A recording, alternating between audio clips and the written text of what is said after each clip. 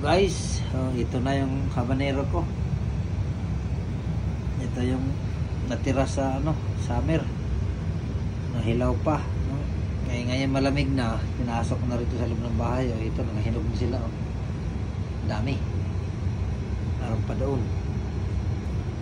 Yan, meron pa doon. Dami, tsaka Carolina Reaper. Ayun doon. May dalawang hinog sa dulo.